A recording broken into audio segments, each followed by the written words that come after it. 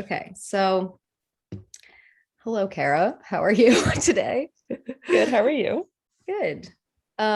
So today we're going to kind of be talking about social identity, and I'm going to make a little eco map for you, which I can explain a little bit later.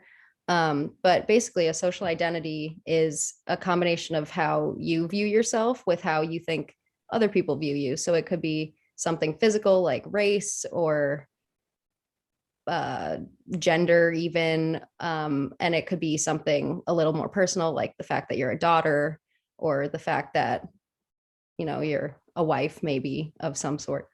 Um, so if you want to just begin by telling me a little bit about yourself and how, like, what stage you are in life. Are you a student? Are you um, living at home?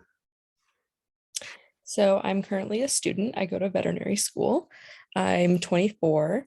I live in Ithaca with one roommate in like a little townhouse complex. So it's just me and Tori in our townhouse, but we have a lot of friends that live nearby. And I'm a third year, so 1 year left to go. Oh, nice. Are you close with your roommate, Tori? Yes, we are very good friends. We have lived together for this is our third year together, and we didn't know each other before going into vet school. So I got very lucky finding her. Yeah, so you guys kind of have like a really strong bond now that you guys have been through like the hard parts of vet school together, huh?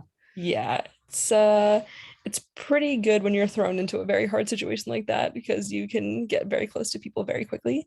So when you're going through all like the same struggles and studying the same things, and it's nice to have someone in the house who's doing the same thing as you so that you're not feeling like you're missing out on anything and you're kind of going through it together. Great.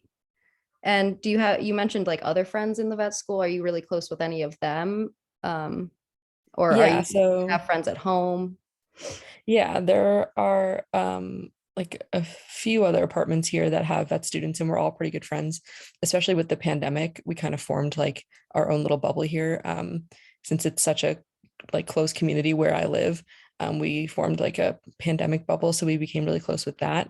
So there are about probably like 6 or 7 of us that live here. And then I have a few other really close friends who don't live in the immediate like community, but who are also vet students. And I got close to them either through having my dog, and they have dogs, and we play together with them, or just like from first year having classes with people. I have a few close friends from that. And then I have 3 best friends from home that I talk to like pretty much every day, and a few other close friends from home, and then some from undergrad as well that I still keep in touch with. Nice. So you would, it seems that being a vet student is like a really big part of your identity, you would say. Yeah, it's pretty much like all I do, especially when I'm at school during the school year.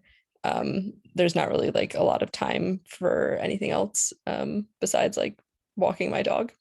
So yeah, it very quickly consumes pretty much all of you.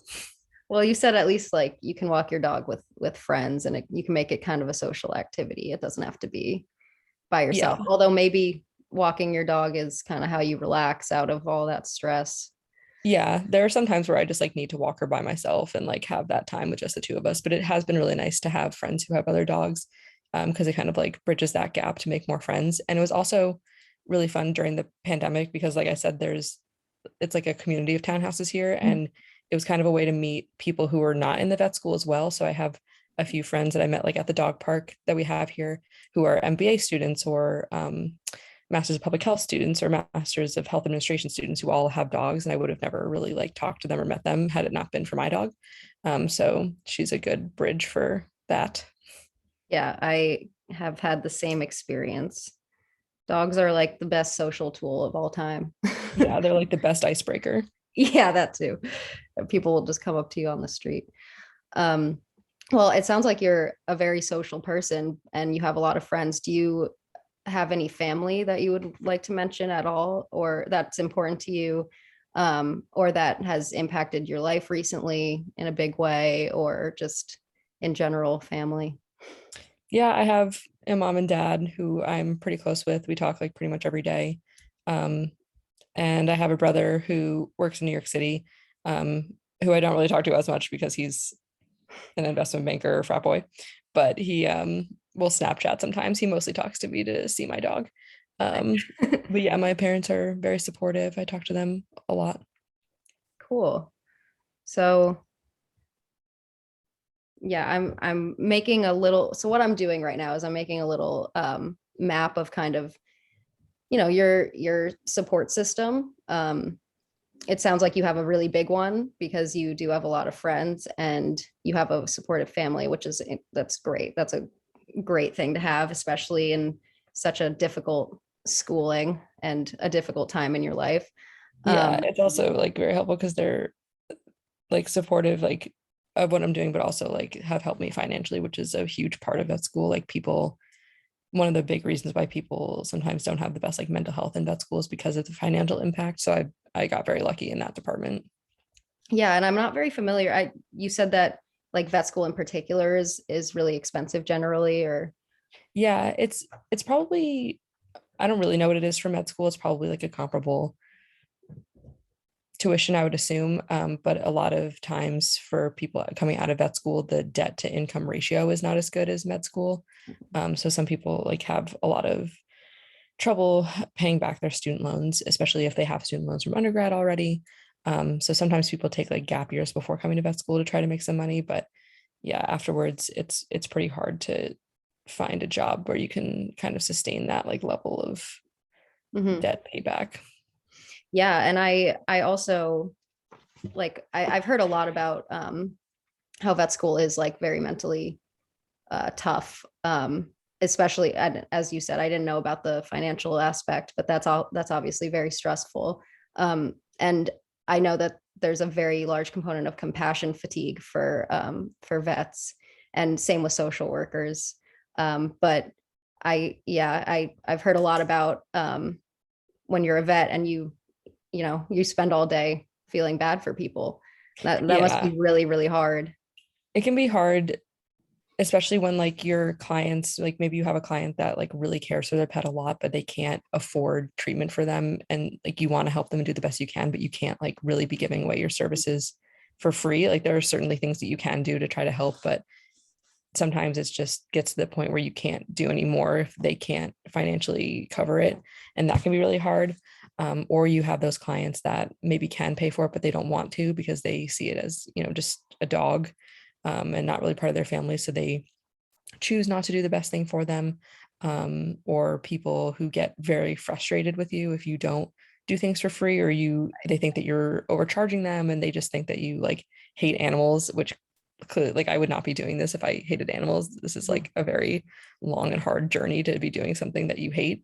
Oh, But people yes. just like kind of react either out of emotion or just anger, and think that you're being greedy, and that can be really hard to deal with and kind of like separate that from your thoughts and know that that's like them acting out and not a reflection of you. But especially with social media too, people will go on like online and just write like reviews or posts on Facebook that end up going viral saying like all these horrible things that you did for their animals. And then people who don't really know the full situation will like start saying all these mean comments online, and it's driven a lot of people into some pretty bad places.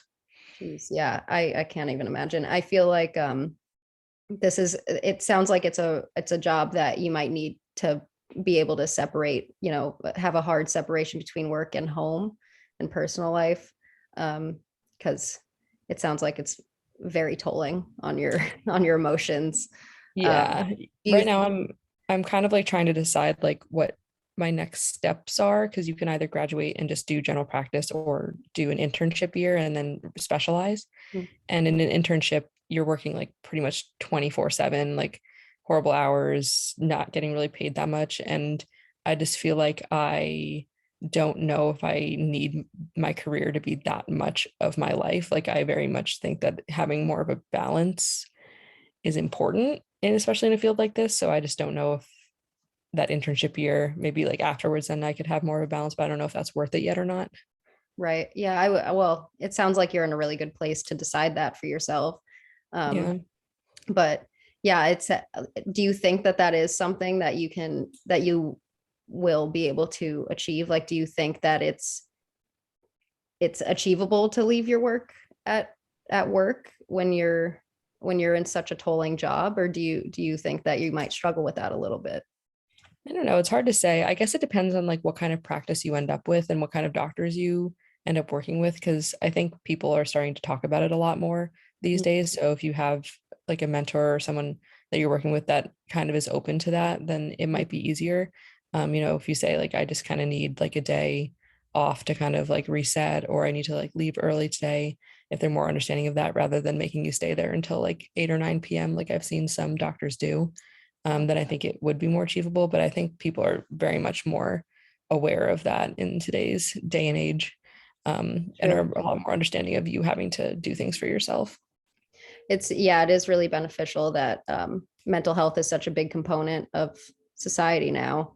Yeah. And I'm glad that it's seeping into really taxing professions such as veterinarian, and I hope doctors and lawyers, all of the very intense, very intense professions. I mean, they're all intense if you make them intense, but Yeah. um, no, it sounds like you're in a really good place, but I made a very it's not my handwriting's not great, but I pretty much kind of listed your support system as it seems like your roommate Tori is like a huge support system that you use a lot, just because she is going through kind of what you're going through, like the same thing, and you see her every day. So that I feel like that's definitely she's a really big help to you Mm.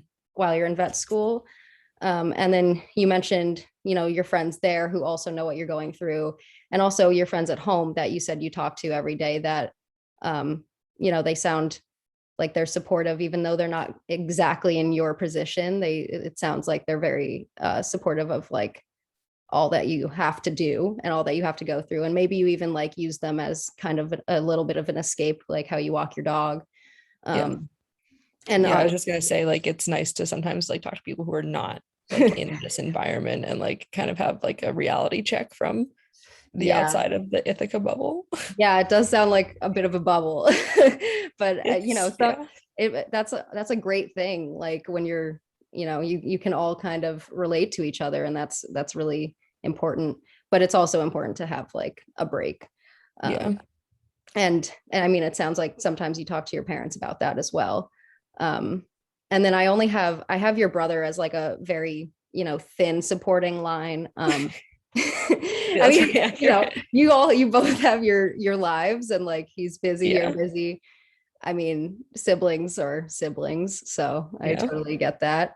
Mom and dad have like a pretty thick line, just not necessarily because they support you so much emotionally. You said a little bit, but mostly, financially and just like in general.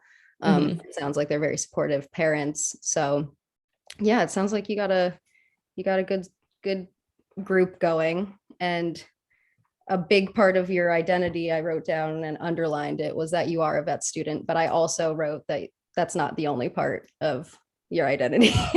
And you want to make that very clear. So Yeah. that's good. Well, thank you for talking to me today. Yeah, of course. Thank you.